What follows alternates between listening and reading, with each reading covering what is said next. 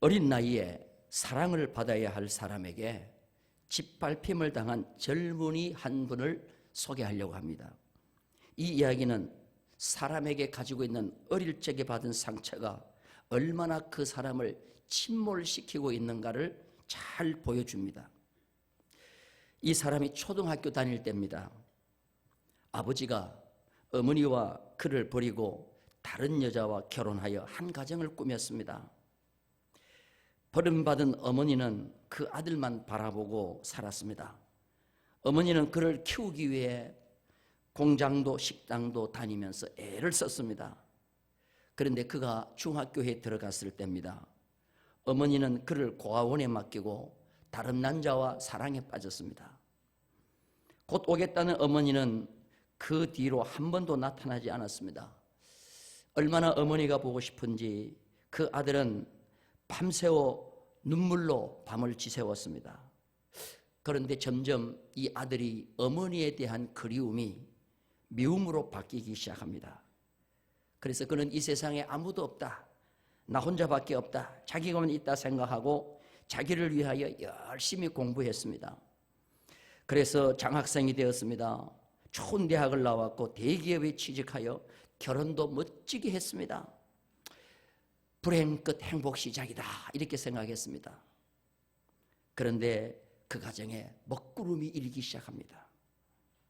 하루는 잠을 자려고 아내와 함께 잠자리에 누웠는데 깊은 밤에 전화 한 통화가 아내에게 오는 것입니다. 아내가 전화를 받았습니다. 상대방이 실수로 잘못 건 전화였습니다. 그래서 아무 말 없이 상대가 끊으니까 아내도 끊었습니다. 그런데 옆에 있던 남편이 갑자기 뻘떡 일어나더니 다짜고짜로 어떤 놈이야 하고 아내를 의심하기 시작합니다.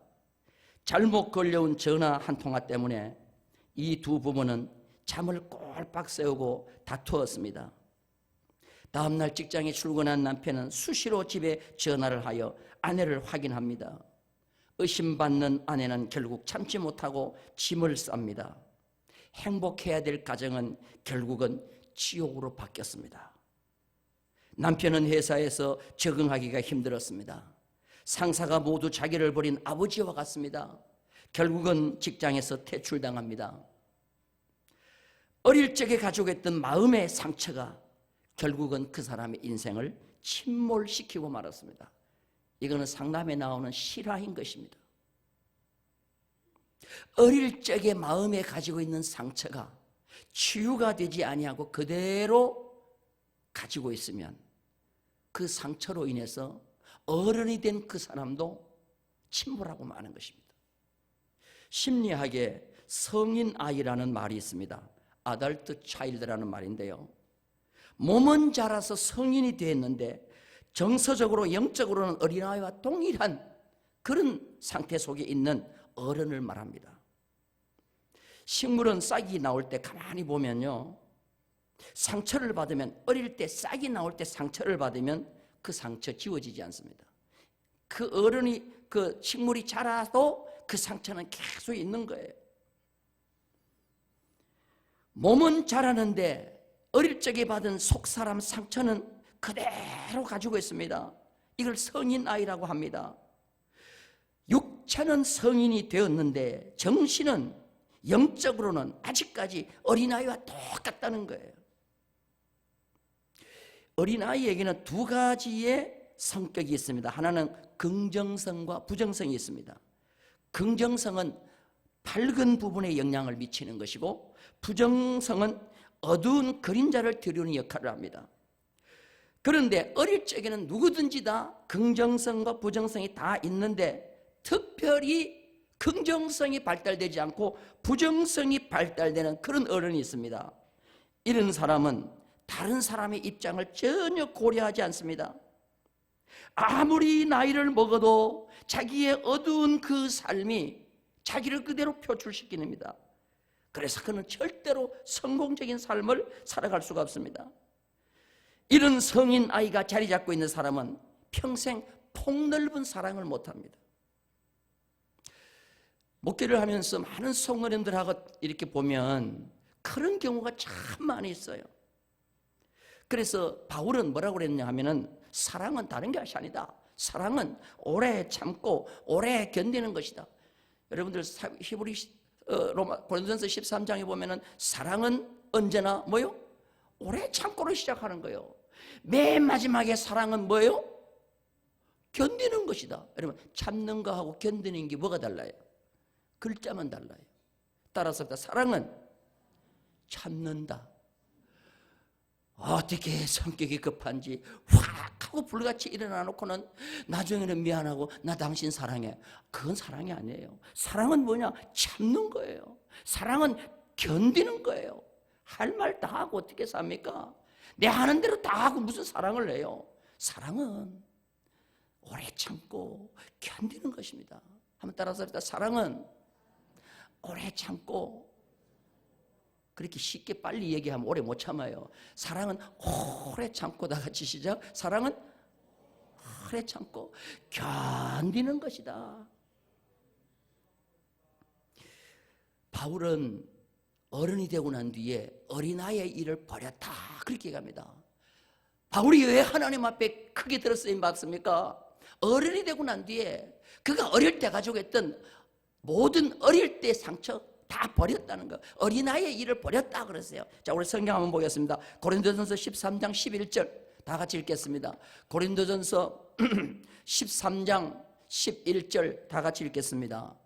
제가 읽을게요. 내가 어렸을 때는 말하는 것이 어린아이와 같고 깨닫는 것이 어린아이와 같고 생각하는 것이 어린아이와 같다가 장성한 사람이 되어서는 어린아이의 일을 버렸노라. 여기 보면은 어렸을 때는 말하는 것, 깨닫는 것, 생각하는 것 다 어린아이와 같았다는 거예요. 그런데 어른이 되고 난 뒤에 장성한 사람이 되어서는 어린아이의 일을 뭐요? 버렸다는 거예요. 어린아이와 어른의 차이점이 뭡니까? 말하는 것 달라요, 깨닫는 것 달라요, 생각하는 것 달라요. 그런데 몸은 어른이 되었어요. 나이는 어른이 되었어요. 그런데 깨닫는 것, 생각하는 것, 말하는 것 전부 어린아이와 같아요. 이걸 버리지를 못해서 그런 거예요. 이런 사람이 교회 일꾼이 되었다고 칩시다. 이런 사람이 목사가 됐다고 칩시다. 어떻게 되겠어요? 이런 사람이 정치가가 됐다고 칩시다. 어떻게 하겠어요? 그가 영역하고 있는 영향력을 끼치는 모든 것은 지옥으로 바뀔 수가 있는 거예요. 우리 오늘 어린아이들의 부정적인 모든 것 다 버리는 역사가 있기를 주님의 이름으로 축원합니다. 그래서 이 마음에 누구든지 상처가 다 있어요. 근데 이 상처는 누구든지 다 있기 때문에 이 상처가 빨리 치유되는 게 좋아요. 심리학의 대가 정태기 교수는요, 상처는 나의 운전기사라 그랬어요. 여러분 요사이 음주운전 하시는 분들 많죠. 여러분들 음주운전하고 차를 그냥 막 몰고 다니다가 사고 내는 분들 많죠. 내 마음에 상처가 치유되지 못하면 내가 지금 음주운전을 하고 있는가 똑같아요. 마태복음 13장에 보면 씨 뿌리는 비유가 나옵니다. 어떤 사람이 씨를 뿌리러 밖으로 나갔는데 씨가 떨어지는데 네 종류의 밭에 씨가 떨어져요. 길, 흙이 얕은 돌밭, 가시떨기, 옥토. 여기서 제일 건강한 밭은 옥토밖에 없어요. 다른 건 다 건강하지 않는 밭이에요. 그런데 이 나머지 세 밭은 전부 다 뭐냐면 우리의 상처가 나서 병들어 있는 밭이에요. 우리의 심령이 상처가 나서 병들어 있으면 하나님의 말씀이 아무리 떨어져도 그 말씀이 우리에게 좋은 성장과 결실을 가져올 수가 없는 거예요. 근데 이 네 가지 밭 가운데 가장 나쁜 밭이 뭐냐 하면은 길이에요, 길. 길에 씨가 떨어졌다고 치십시다. 길에 씨가 떨어지면 이 사람이 밟고 저 사람이 밟고 온 씨가 상처투성이가 됩니다. 뿌리 한 번 내리지 못한 채 공중에 새들이 와서 먹는다 그랬어요. 그 새는 뭐냐? 마귀라 그랬어요. 자, 우리 성경 한번 볼게요. 마가복음 4장 15절입니다. 다 같이 읽겠습니다. 말씀이 길가에 뿌려졌다는 것은 이들을 가리킴이니 곧 말씀을 들었을 때에 뭐가 왔어요? 사단이 와서, 새가 왔는데 사단이 와서 그들에게 뿌린 말씀을 빼앗는 것이요 그랬어요. 결국 상처가 치유되지 아니하면 여러분들 우리 육체의 이 상처 위에도 병원균이 들어가듯이 우리의 영적인 마음의 상처도 치유되지 아니하면 그것으로 무엇이 들어가냐? 마귀가 들어가서 우리에게 큰 마음의 병을 일으키는 것입니다. 그래서 하나님의 말씀을 받는데도 절대로 은혜가 안 되는 거예요. 저는 2019년 한 해 동안 여러분들 마음의 상처가 다 치유되는 역사가 있기를 주님의 이름으로 축원합니다. 그때 뭐가 펼쳐지냐? 은혜의 해가 되는 거예요. 1년 동안 은혜의 해. 이 얼마나 좋은 한 해가 은혜의 해가 되는지 몰라요. 이런 우리의 병든 마음의 상처를 치료해 주실 분은 누구냐 하면은 예수 그리스도밖에 없다는 거예요. 예수 그리스도는 이런 상처를 치유해 주기 위해서, 마음의 상처, 병든 심령을 치유해 주기 위해서 이 땅에 오셨다고 이사야 선지자는 예언하고 있습니다. 자, 우리 성경 한번 다시 봅니다. 오늘 1절 말씀입니다. 16장 1절 다 같이 읽겠습니다. 주 여호와의 영이 네게 내리셨으니 이는 여호와께서 내게 기름을 부으사 가난한 자에게 아름다운 소식을 전하게 하려 하심이라. 나를 보내사 마음이 상한 자를 고치며 포로된 자에게 자유를, 갇힌 자에게 노임을 선포하며. 주 여호와의 영이 내게 내렸다, 명령했다는 거예요. 그런데 내게 뭐를 부으사? 기름을 부었다. 한번 따라서 기름을 부었다. 자, 여러분, 기름을 붓는다는 말이 구약으로 무슨 말이에요? 예수님의 이름 가운데 기름 부었다는 뜻의 이름이 있죠. 그게 뭐예요? 그리스도라는 말이에요. 따라서 그리스도. 그리스도라는 뜻은 뭐예요? 기름 부음을 받은 자라는 뜻이에요. 그러면 구약에는 히브리 말로는 기름 부었다는 뜻이 뭐예요? 내게 기름을 부었다. 메시아예요, 메시아. 한번 따라서 메시아. 자, 구약의 이스라엘 백성들이 제일 기다리는 분이 누가 오기를 기다려요? 그렇죠. 메시아는 기름 부음 받은 자요. 그런데 하나님은 이사야에게 기름을 부었어요. 기름을 부고 난 뒤에 뭐라고 말했느냐? 너는 이스라엘 백성들의 상한 마음을 치유해 주라.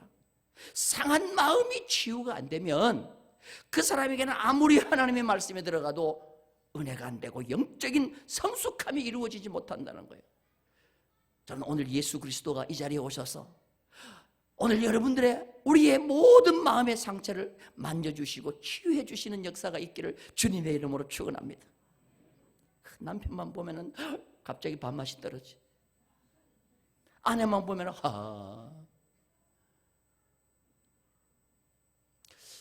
이러한 마음들이 있으면요 절대로 은혜가 안 되는 거예요. 교회가 오면 아이고 그 사람 보기 싫어. 이러면 은혜가 안 되는 거예요. 이게 다 마음의 상처인 것이에요. 주님이 오늘 이사야 선지자를 통하여 이 문제를 해결해 주시게 오셨다는 거예요.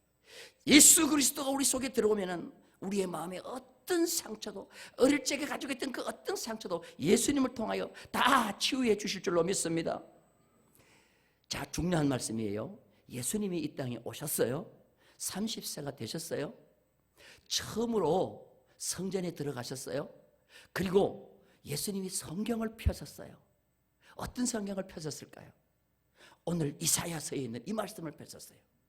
그리고 이걸 위해서 내가 왔다고 성경을 통하여 증거해 주셨어요. 자, 우리 성경 봅니다. 누가복음 4장 16절부터 19절까지입니다. 다 같이 읽겠습니다. 시작. 예수께서 그 자라나신 곳 나사렛에 이르사 안식일에 늘 하시던 대로 회당에 들어가서 성경을 읽으려고 서심해 선지자 이사야의 글을 들이거늘 책을 펴서 이렇게 기록된 데를 찾으시니 곧 주의 성령이 내게 임하셨으니 이는 가난한 자에게 복음을 전하게 하시려고 내게 기름을 부으시고 나를 보내사 포로된 자에게는 자유를, 눈먼 자에게는 다시 보게 함을 전파하며 눌린 자를 자유롭게 하고 주의 무슨 해를요?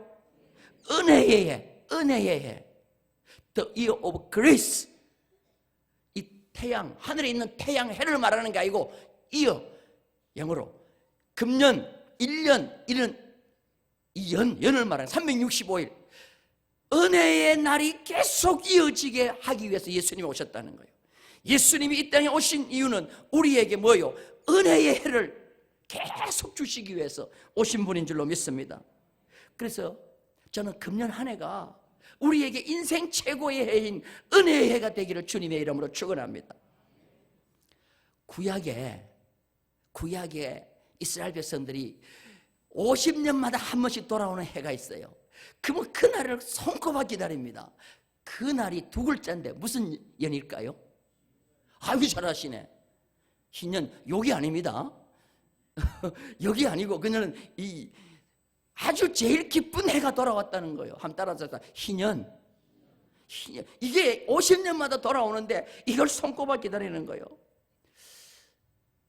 희년이 돌아오면 제일 좋은 기뻐하는 자가 누구냐 하면 빚진 자요. 근데 빚을 다 탕감해줘요. 희년이 되면. 오늘 여러분들 빚진 자가 있으세요? 지금도 희년이 돌아오면 참 좋을 것 같아. 그 다음에 남에게 돈을 빌렸는데 못 갚아가지고 종으로 아들이 팔려갔어요. 근데 그 종이 희년이 되면 자기 집으로 돌아오는 거예요. 그러니까 이스라엘 백성들은 뭐 돌아오게만 기다려요. 자, 그런데 부자는 희년 돌아오면 안 돼. 다시 다 돌려줘야 되니까. 내 땅에 팔렸어요. 누가 가져갔어요. 그럼 희년이 되면 어떻게 돼요? 나에게 돌아오는 거예요. 얼마나 좋은지 몰라. 지금 못 사는 분들, 좀 어려운 분들, 빚진 분들, 막 채무가 있는 분들이 이 희년이 있으면 참 좋을 것 같아요. 그래서 구약 이스라엘 백성들은 희년이 돌아오기를 기다리는데 그 희년이 바로 뭐냐? 은혜의 해인 거예요. 그래서 그 희년은 장차 예수가 이 땅에 오면 가난한 자, 억울한 자, 포로된 자에게 자유를 주고 기쁨을 주는 예수 그리스도로 이 땅에 옴을 희년을 통하여 보여주시는 거예요. 저는 금년 1년이 우리 모두에게 예수 그리스도로 말미암아 희년이 되는 역사가 있기를 주님의 이름으로 축원합니다. 왜 하나님은 이 희년을 주시고 이 은혜의 해를 왜 이사야 선지자를 통하여 백성들에게 주라고 말씀하시느냐? 우리에게 큰 사명이 있다는 거예요. 그게 무슨 사명이냐? 우리는 모두가 다 여호와의 제사장이라는 겁니다.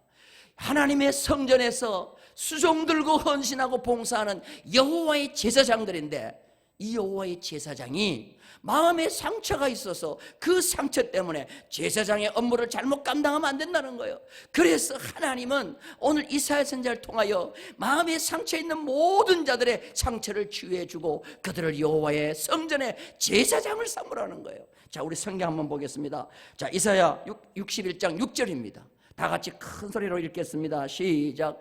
오직 너희는 뭐라고요? 여호와의 제사장이요. 여러분, 오늘 임명주일입니다. 오늘 찬양대도, 서리 집사도, 그 다음에 교사도, 각 부장도, 부원도 임명하는데 우리 모두 다 여호와의 성전에서 뭐 해요? 제사장이라는 거예요. 근데 이 제사장이 마음에 상처가 있으면 되겠어요, 안 되겠어요? 안 되는 거예요. 목회자인 내가 마음에 상처가 있어서 이곳에 올라와서 설교를 하면 되겠어요, 안 되겠어요? 안 되는 거예요. 여러분들을 치유할 수가 없는 거예요. 그래서 예수님이 이 땅에 오셔서 모든 마음의 상처를 다 치유해 주시고 그 치유받은 자들로 여호와의 성전에 뭐 삼기를 원하셔요? 제사장 삼기를 원한다는 거예요. 믿으시면 아멘. 그래서 우리는 하나님의 성전에서 봉사하는 것도 중요하지만 가장 먼저 뭐가 치유가 돼야 돼요? 상처가 치유가 된다. 예수님은 가장 먼저 우리에게 상처를 치유해 주시는 거예요. 그래서 구약에 성막에서 봉사하는 제사장들은요, 전부 다 엄격하게 선발합니다. 자, 우리 민수기 16장 9절 볼까요? 성막에서 봉사하는 자입니다. 다 같이 읽겠습니다. 여호와의 성막에서 봉사하게 하시며 회중 앞에 서서 그들을 대신하여 뭐 하기라? 섬기게 하신다. 우리 장로님들 잘 들으세요. 장로님들은 마음에 상처가 있으면 안 돼요. 잘 들은 마음에 상처가 있으면 안 돼요. 그 상처는 나에게도 손해지만 내가 심호하고 있는 교회도 어려움이 있어요. 무슨 말인지 이해가 되면 아멘. 자, 우리 가정의 어머니 아버지 여러분 상처가 치유되길 바랍니다. 그 상처가 있으면은 가정이 어두워져요. 가정이 어두워져요. 자녀와 거리감이 자꾸 생기고 부부와 거리감이 생기는 거예요. 그런데 이것을 해결해 주기 위해서 예수님이 이 땅에 오셨다는 거예요. 여러분, 세상적으로 아무리 뭐 치유 상담을 하고 뭐 하여튼 정신과 치료를 받아도요, 가장 우리를 완벽하게 마음의 상처를 치료해 주실 분은 예수 그리스도인 줄로 믿습니다. 할렐루야. 오프라 윈프리, 여러분 미국에서 아프리카계 미국인으로서 아메리칸으로서 아프리카계 아메리칸으로서 가장 부자가 오프라 윈프리예요. 18살에 미혼모에게서 태어나요. 오늘날로 말하면 고등학생, 여고생한테서 아기가 미혼모로 태어나는데 걔가 누구냐?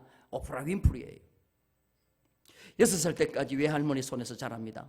9살 때 사촌 오빠에게 성폭행을 당합니다. 14살 나이에 자기도 미혼모가 돼요. 어머니 미혼모, 딸인 자기도 14살에 미혼모. 설상가상으로 낳은 아들이 2주 후에 죽어요.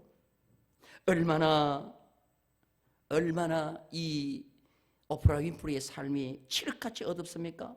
혼돈과 무질서함이 그의 앞에 계속 있습니다.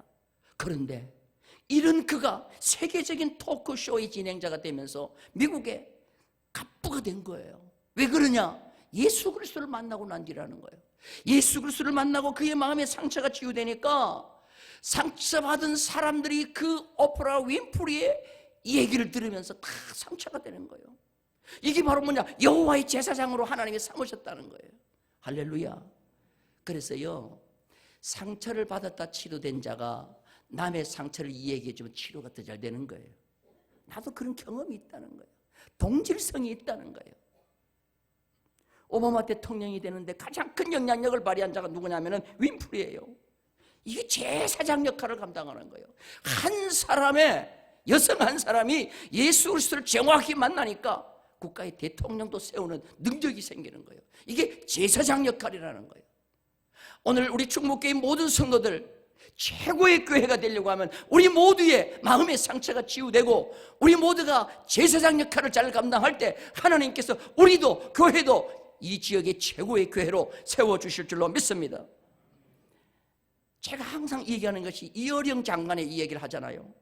지성인의 대표인 것입니다. 그런데 그는 예수를 믿을 사람이 아니에요. 얼마나 머리가 좋은지. 지성인의 대표예요. 그런데 그가 딸을 먼저 하나님 앞에 보내잖아요. 53살의 이민아 목사가 먼저 세상을 떠납니다. 딸을 천국에 보내면서 그 이어령 씨가 쓴 그 일기장에 보면 그런 내용이 있어요. 네가 애통하고 서러워할 때 내 머릿속의 지식은 검불에 지나지 않았고, 지식이 검불에 지나지 않았고, 내 손에 쥔 지폐는 가랑잎보다 못하다는 것을 알았다. 여러분, 사람이 죽어가고 병에 걸리니까 내가 아무리 돈을 가지고 있어도 그건 가랑잎에 불과하더라는 거예요. 그 험악한 인생의 길을 이 딸이 예수 그리스도로 말미암아 견뎌옵니다. 첫 번째 결혼해서 이혼합니다. 그 낳은 아들이 갑작스럽게 26살에 세상을 떠납니다. 미국인과 두 번째 결혼합니다. 그런데 태어난 아들이 자폐아로 태어납니다. 왜 이렇게 힘든 어려움을, 세상 사는 것 같으면 쓰러지고 말 텐데 그 딸은 가뜩이 견디고 가는 것을 보고, 아, 내 딸이 저 어려운 삶을 견디고 가는 거 보니까 예수 그리스도는 있다. 그가 그냥 세례를 받고 예수를 영접하잖아요. 내 딸이 믿는 하나님, 나도 믿어야 되겠다. 이민아 목사는 일찍 주님의 품에 안겼지만 제사장 역할을 잘한 거예요. 사랑하는 성도 여러분들, 오늘 우리는 우리의 상처가 치유되고 제사장의 역할을 감당하는 우리 모든 성도가 되기를 주님의 이름으로 축원합니다. 할렐루야. 자, 그러면 우리의 마음의 상처를 치유하기 위해서 예수님이 오셨다고 하면 우리가 어떻게 해야 되느냐는 거죠. 마음에 있는 상처를 하나님 앞에 토하라 그랬어요. 한번 따라서 토하라. 자, 우리 성경 한번 볼게요. 시편 62편 8절입니다. 다 같이 읽겠습니다. 시작. 백성들아, 시시로 그를 의지하고 그의 앞에 마음을 토하라. 하나님은 우리의 피난처시로다. 아멘. 따라서 합시다. 토하라. 여러분, 쏟은 물은 다시 담을 수 있어요, 없어요? 그런데요, 하나님 앞에 우리의 상처를 토해 놓으면 그거 다시 담을 필요가 없어요. 하나님 앞에 상처를 토하라는 거예요. 하나님 앞에 토하라. 그런데 어떻게 토하라 그랬어요? 시간을 시시로 그랬어요. 시시로. 따라 시시로. 시시로가 뭐예요? 시시로. 그렇죠. 항상. At all time. 항상. 언제든지라는 말이에요. 여러분들 마음에 상처가 있고 아픔이 있으면은 그냥 그거 가지고 있지 마세요. 그냥 토해내기 바랍니다. 하나님 앞에 토해내면 다시 쏟은 물이 내가 담을 수 없듯이 하나님은 그걸 다 제거해 주시고 없게 해 주실 줄로 믿습니다. 근데 여러분들, 상처가 지금 가만히 있는데 가식을 하는 경우가 있어요. 상처가 있는데 없는 척. 이거 여러분들 앞으로 큰 병이 올 확률이 많습니다. 상처가 있으면요, 사람 앞에 토하지 마세요. 오늘 보니까 사람 앞에 토하라고 하지 않습니다. 하나님 앞에 와서 토하라는 거예요. 따라서 합시다. 토해야 산다. 뭐 해야 산다? 토해야. 그래서 마음의 상처는요, 독약과 똑같은 거예요. 그것이 토해내야 돼요. 제가 어릴 때 시골에 있는데요, 참 성질 급한 애가 하나 있었어요. 성질 급한 애. 아주 좀 성질이 급하고 좀 못됐는데, 성질대로 살더라고. 아버지가 조금 해초리로 좀 때렸어요. 말 안 듣는다고. 그랬더니 화장실에 들어가서 농약을 마셨어. 그런데요, 그 마시면 속이 타는가 봐요. 그냥 막 그 저수지에 들어가가지고 그래서 어른들이 붙잡아가지고 그냥 앰뷸런스에 병원에 하니까 이거 우리 동네에서 예천에서 우리 동네까지 오려면요, 옛날에 그 비포장도로에서 차가 오는데요, 한 30분 이상 걸리는 것 같아. 딱 오더니요, 다르게 하잖아요. 강제로 입을 벌리더니 입에다가 그냥 나무 짝대기 하나를 딱 집어넣더니 입을 딱 벌리게 하고는 긴 호수가 있어요. 호수를 그냥 위까지 집어넣더니 주전자에다가 물을 호수로 확 깔때기로 해가지고 부어요. 그러니까 물이 들어가니까 욱 하고 토해내는데 농약을 토해내는 거예요. 여러분, 병원에 빨리 데려간다고 사는 게 아니에요. 그 30분 데려갈 때 또 온몸이 다 퍼지는 거예요. 빨리 토해내야 되는 거예요. 그러더니 또 붓고 토해내고 또 붓고 토해내니까 이제 농약 냄새가 안 나와요. 그때 차에 태워서 데려가는데 죽었을까? 살았을까요? 살았어. 근데요, 한번 그렇게 먹어갖고 힘이 없으니까 힘을 못 써. 여러분, 살기 싫고 힘들다고 마음의 상처 때문에 약 먹는다고 해결돼요? 안 되는 거예요. 예수 그리스도 앞에 뭐 하라는 거예요? 토하라는 거예요. 세상 사람들은 마음의 상처가 있으면 세상적인 방법으로 그걸 토하려고 합니다. 그래서 세상적인 방법, 토해내는 방법은 어떤 분은 그래요. 골프죠, 골프 공을 원수같이 생각하고 그냥 막 후리칩니다. 그냥 그러면 맞아가지고 멀리 날아가면 속이 시원하다 그래요. 또 어떤 분은 그냥 볼링 앞에 볼링 핀이 몇 개예요? 예? 맨 처음에는 하여튼 개수가 없었는데 지금은 10개인데요. 이 볼링을 세워놓고 저 탐다 내가 싫은 사람, 원수같이 생각하는 사람 다 그냥 던져가지고 박살 낼 때 마음이 시원하다 그래요. 아이고, 볼링 쳐가지고 마음이 시원할 것 같으면 밤새도록 치지. 밤새도록 치고 나면 손만 아파. 근데요, 그 루터가 볼링의 미치광이라 그래요. 원래 그 볼링의 그 내력을 보면은 루터가 시작했다는 말도 있어요. 이집트에서 시작했다는 말도 있고, 루터가 종교개혁을 일으킬 때 얼마나 사탄 원수 마귀 같은 사람들이 루터를 공격했는지. 그래서 마당에다가 레인을 딱 만들어 놓고 그 사람들 다 이름을 써가지고 인형 같은 거 세워놓고 공을 그냥 굴려가지고 넘어뜨렸다는 거예요. 그래서 미치광이, 볼링의 미치광이라 그래요. 물론 그렇게 해도 됩니다. 마음의 상처가 조금 치료되긴 치료돼요. 어떤 그 치유에 가면요, 욕 테라피라는 것이 있어요. 한번 따라서 욕 테라피. 욕 테라피가 뭐냐 하면은 허수아비 같은 사람 앞에 앉혀놓고는요, 그 사람이라 생각하고 막 때리기도 하고 욕도 하고 막 해요. 저도 한번 했었어. 가정 상담한다고 오라 그래가지고 갔더니요, 그날 저녁은 뭐 하냐? 욕 테라피를 하는데, 어떤 사람 하나 세워놓고 하고 싶은 거 다 하라는 거예요. 하면서도 나는, 이게 되나? 여러분, 절대로 욕해가지고, 물론 조금 시원을 하겠지. 완전 치유는 안 되는 거예요. 진정한 우리의 마음의 상처는 예수 그리스도가 우리의 마음의 상처를 치유해 주실 줄로 믿습니다. 저 인천에 가면, 수원에 가면 창운대교회라고 있어요. 창운대교회. 북한에 오신 분들이 세운 교회인데요. 거기는 전사자들 참 그 부인들이 이렇게 교회를 세웠어요. 거기에 원로 목사님 한명수 목사님 총회장까지 하시고 돌아가셨어요. 그분의 책에 보면은 그런 얘기가 있어요. 이 한명수 목사님이 은퇴를 하셨어요. 근데 하루는 은퇴를 하고 난 뒤에 오랜만에 교회를 갔더니 자기 책상도 없어지고 의자도 없어지고 자기 방도 없어졌더래요. 그래갖고 누구 내 책상 치웠냐 그러니까 그 무슨 안수 집사가 치웠다 그러더라는 거예요. 근데 그때 마음에 상처가 크더라는 거예요. 왜냐?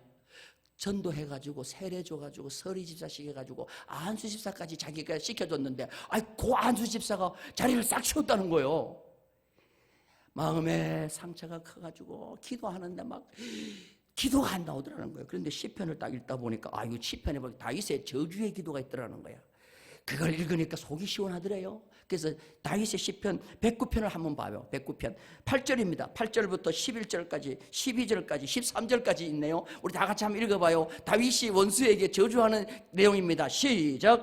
그의 연수를 짧게 하며 그의 직분을 타인이 빼앗게 하시며 그의 자녀는 고아가 되고 그의 아내는 가부가 되고 그의 자녀들은 유리하며 구걸하고 그들은 황폐한 집을 떠나 빌어먹게 하소서. 고리 대금하는 자가 그의 소유를 다 빼앗게 하시며 그가 수고한 것을 낯선 사람이 탈취하게 하시며 그에게 인애를 베풀 자가 없게 하시며 그의 고아에게 은혜를 베풀 자가 없게 하시며 그의 자손이 끊어지게 하시며 후대에 그들의 이름이 지워지게 하소서. 이거 여기까지 막 신나게 막 이거 대라 하면서 막 했다는 거야.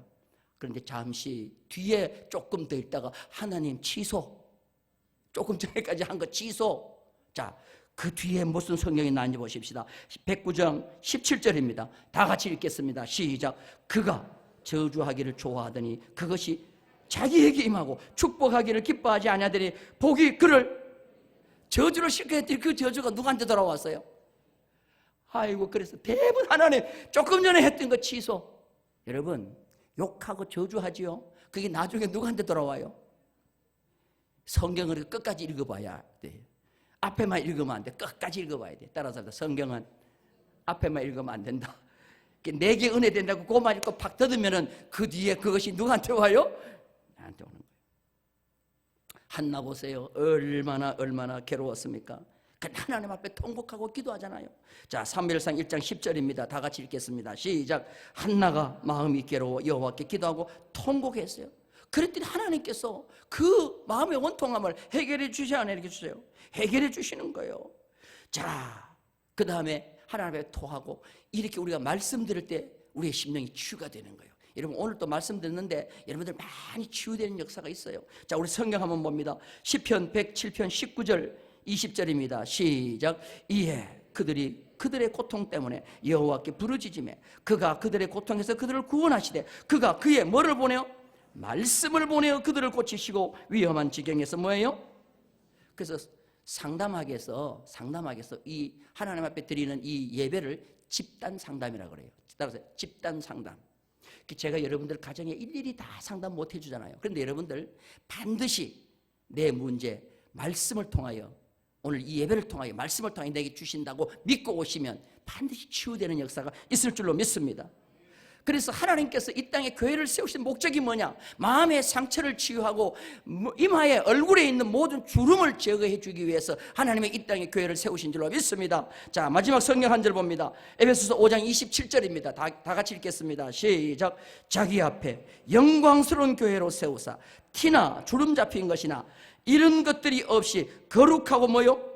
흠이 없게 하시고. 따라서 합시다. 예배만 잘 드리면 이게 치유돼요, 안 돼요? 잘 되는 거예요. 구역 예배 치유되는 거예요. 따라서 합시다. 예배 드리면 병원 100번 가는 것보다 낫다. 믿으시면 아멘. 할렐루야.